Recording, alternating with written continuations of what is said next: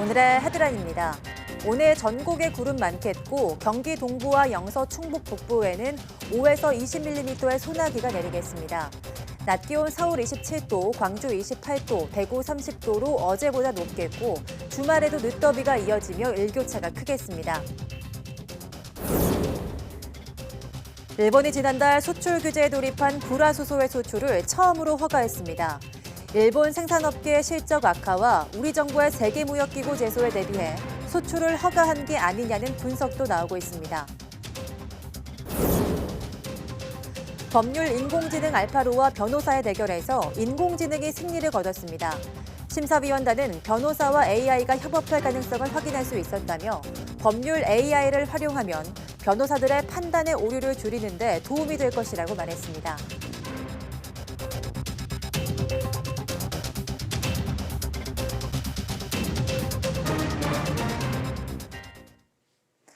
여러분 안녕하십니까? 8월 30일 사이언스 투데이입니다.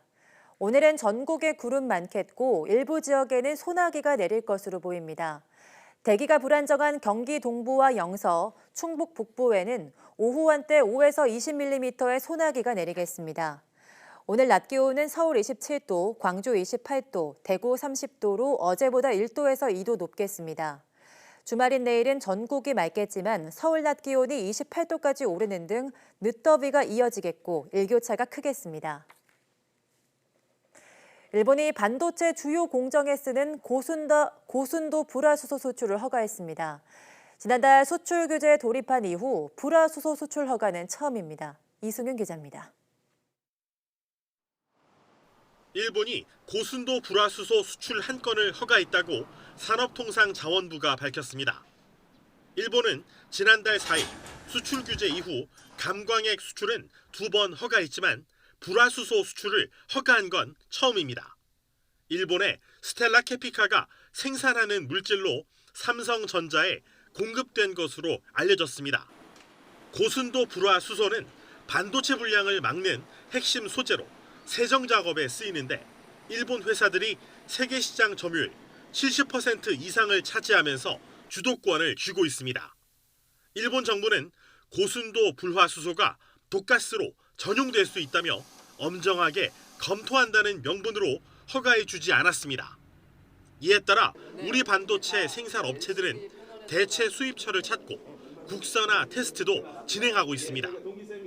정부 당국자는 이번에 불화수소를 한 건 허가해줬다고 해서 일이 일비할 사안은 아니라면서 한국 정부 입장은 수출 규제를 무조건 철회하라는 것이라며 선을 그었습니다.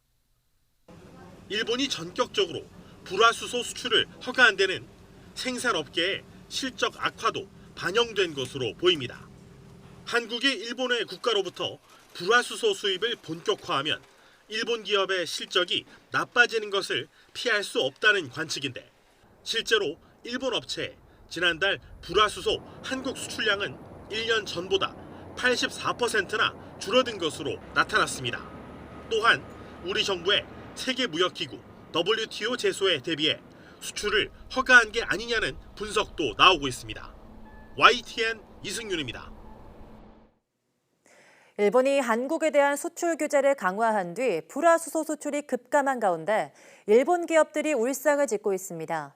반도체 세정에 쓰는 불화수소의 지난달 한국 수출량이 1년 전보다 83.7% 줄어든 가운데 한국이 다른 나라로부터 불화수소 수입을 본격화할 경우 일본 기업의 피해가 커질 것이라는 관측이 나오고 있습니다.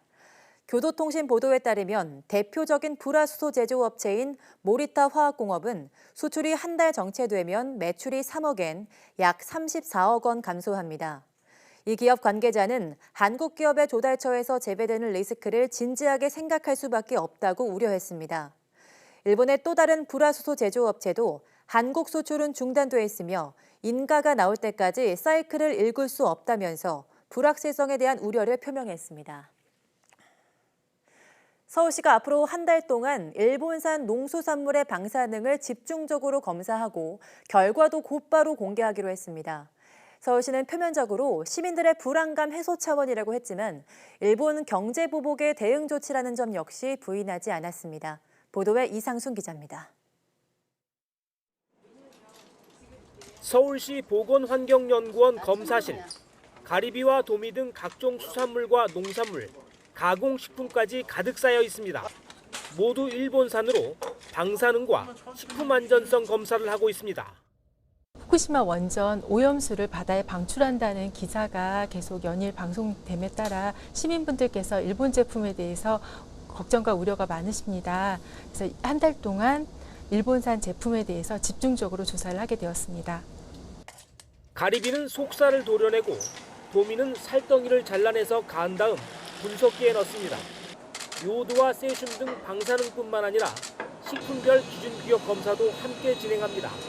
검사 결과는 서울시와 식품안전정보 홈페이지에 바로 공개할 예정입니다.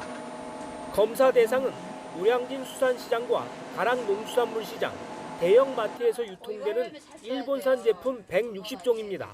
일단은 다음 달 27일까지 검사 기간입니다. 하지만 일본 경제보복의 대응 조치인 만큼 검사 대상이나 기간은 유동적일 수 있습니다. 최근에 일본에서 우리 무역 규제 이런 게 있잖아요. 근데 우리나라에 수출한 농식품, 농수산물에 대해서 일본에서도 검사를 강화한 걸로 알고 있어요. 그래서 저희도 대응 차원에서 이걸 하는 겁니다. 후쿠시마 원전 사고 뒤 일본 8개 현의 수산물과 14개 현의 27개 품목 농산물은 수입이 금지되고 있습니다. 하지만 다른 지역의 일본산 활어 등 수산물과 가공식품은 여전히 수입되고 있습니다. YTN 이상순입니다. 문재인 대통령은 동남아 3개국 순방 기간인 다음 달 2일 태국에서 양국 간 미래 협력의 청사진에 제시하는 4차 산업과 중소기업 통합 브랜드K 소개 행사를 잇따라 개최합니다. 주영철 청와대 경제보좌관은 이번 행사를 통해 이른바 태국 4.0 정책과 동부 경제회랑 계획을 추진하고 있는 태국 정부와의 제도적인 협력 틀을 마련하는 계기가 될 것이라고 설명했습니다. 태국 4.0 정책은 ICT 기술을 활용한 인프라 스마트화를 목표로 하는 정책이고 동부 경제회락 계획은 450억 달러 규모의 인프라 투자를 포함하고 있습니다. 문 대통령은 양국 비즈니스 포럼에 참석해 4차 산업혁명을 주제로 기조연설도 할 예정입니다. 문 대통령의 미얀마 방문 기간에는 한국 기업이 겪는 행정상의 어려움을 해결하는 전담 창구인 코리아 데스크가 개설되고 경제협력 산업단지 기공식도 열립니다. 문 대통령은 라오스 방문을 계기로는 한국을 모델로 한 농촌 공동체 개발 지원 사업 확대와 ICT 분야 협력 방안 등에 대한 합의도 추진되고 있다고 청와대는 밝혔습니다. 반도체 소자인 트랜지스터는 흔히 수도꼭지에 비유됩니다. 국내 연구진이 새로운 개념의 수직 구조의 유기 트랜지스터 개발에 성공했습니다. 유연 소자를 값싸고 고성능으로 제조할 수 있어서 폴더블 폰 등 다양한 분야에 활용될 전망입니다. 이정우 기자입니다. 유기물질로 만드는 일명 유기 트랜지스터. 휘거나 유연한 제품을 만들 때 쓰여 차세대 반도체 소자로 주목받고 있습니다. 낮은 전화 이동 성능과 안정성 문제를 해결한다면 기존 무기 트랜지스터 시장을 빠르게 대체할 것으로 보입니다. 국내 연구진이 독일 드레스덴 공대팀과 공동으로 새로운 구조의 유기 트랜지스터를 개발했습니다. 전극과 유기 반도체가 수직으로 쌓인 구조입니다. 유기 반도체 트랜지스터를 성능을 많이 개선하는 기술이고요. 그래서 이 기존 기술에서의 단점이 속도가 낮고 직접적으로 만들 수 없다는 단점이 있는데 수직 구조로 만들어서 문제를 해결한 그런 기술입니다. 수직 구조 트랜지스터는 전자를 보내고 차단하는 투과 전극의 성능이 중요합니다. 연구팀은 새나가는 누설 연료를 기존의 10,000분의 1로 크게 줄여 능력 좋은 투과 전극을 만들었다고 밝혔습니다. 이 기술은 비싸고 복잡한 공정 없이 투과 전극을 안정적으로 제작할 수 있어 산업 응용성이 아주 큽니다. 주로 유기 트랜지스터가 이용되는 폴더블 폰이나 웨어러블 컴퓨터 등에 굉장히 유용하게 활용될 것으로 기대하고 있습니다. 한국연구재단 신진연구자 지원 사업으로 진행된 이번 연구 결과는 소재 분야 세계적 학술지 어드밴스드 머티리얼스에 실렸습니다. YTN 이정우입니다. 미 항공우주국 나사의 국장이 태양계 행성에서 외소 행성으로 강등된 명왕성이 여전히 행성이라고 주장했습니다.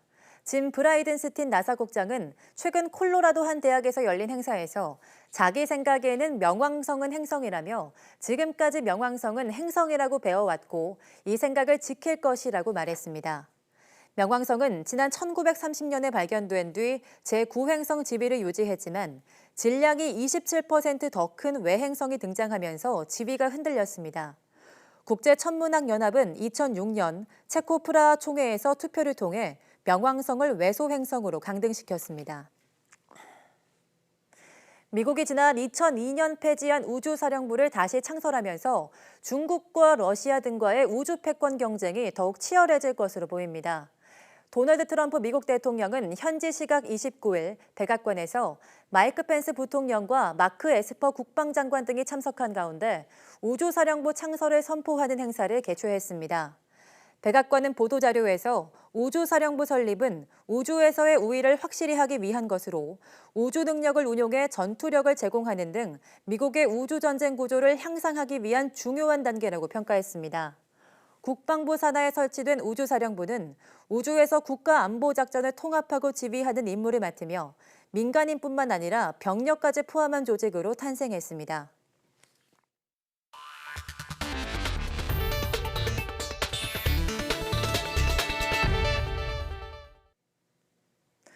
국내 첫 법률 인공지능 알파로와 변호사의 대결에서 AI가 승리를 거뒀습니다. 한국인공지능법학회는 변호사회관에서 열린 제1회 알파로 경진대회에서 12팀 가운데 AI로 이뤄진 3팀이 1, 2, 3등을 모두 차지했다고 밝혔습니다.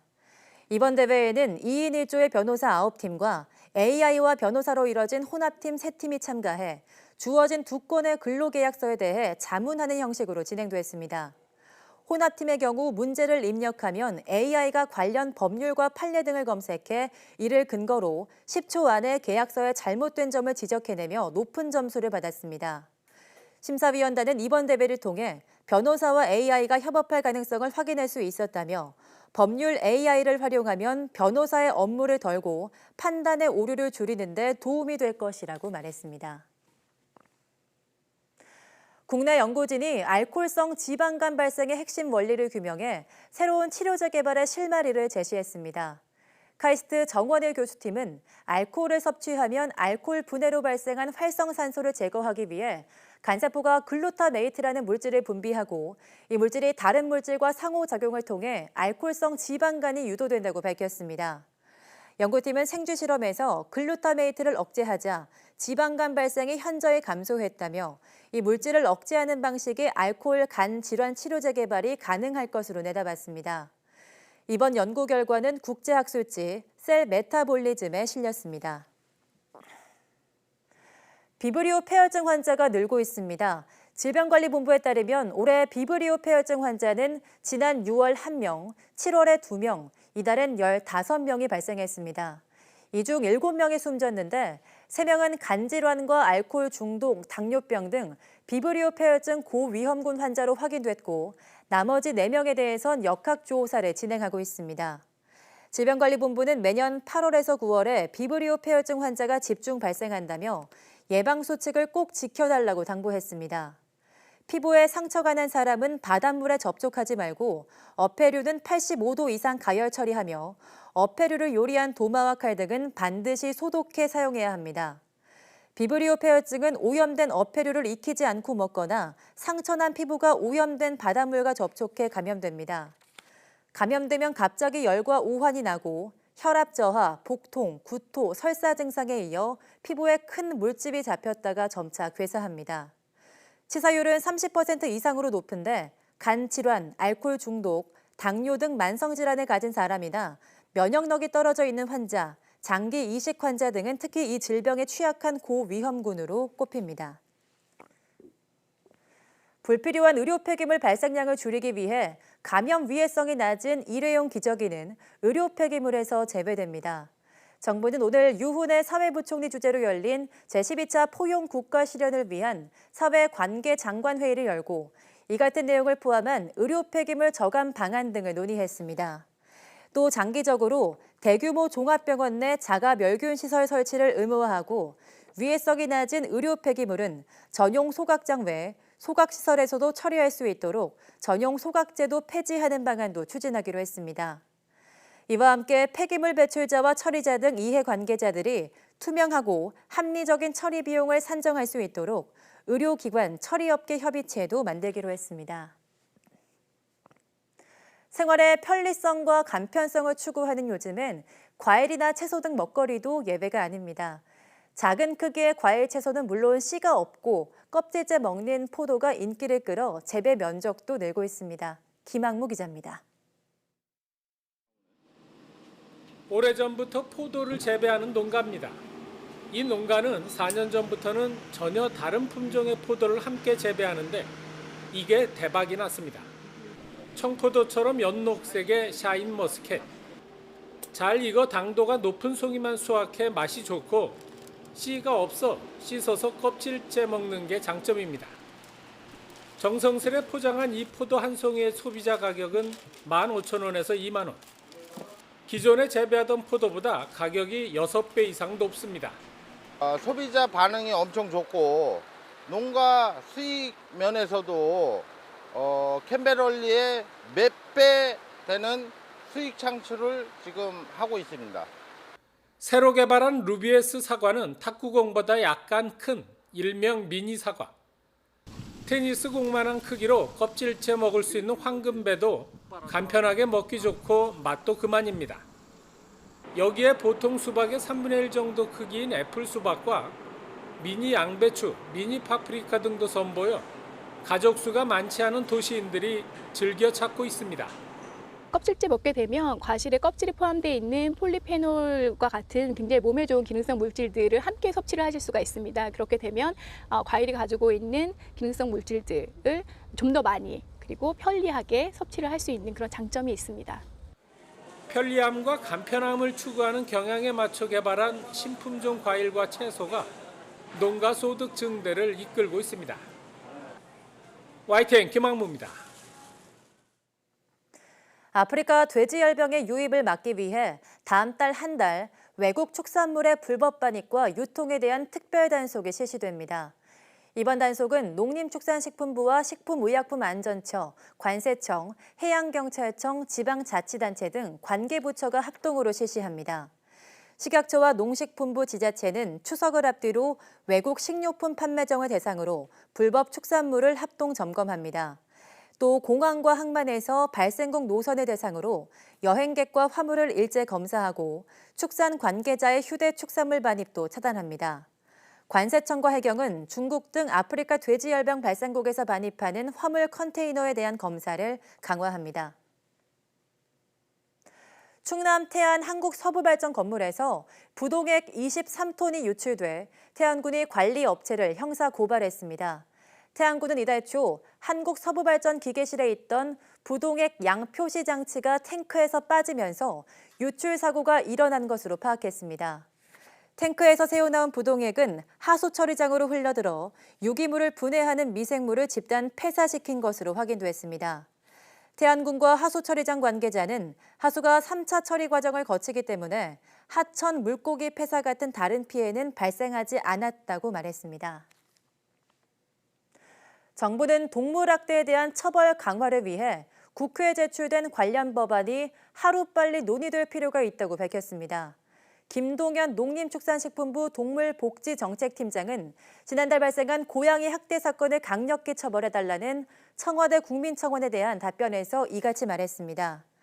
김 팀장은 동물을 죽게 하는 행위에 대해 3년 이하의 징역 또는 3천만 원 이하의 벌금으로 처벌을 강화하고 그 밖에 학대 유형에 따라 처벌을 차등화하는 방안을 추진하고 있다고 설명했습니다. 또 동물 학대 근절과 단속, 제도 개선 등을 위해 경찰청과 협의체 구축도 모색하고 있다고 덧붙였습니다.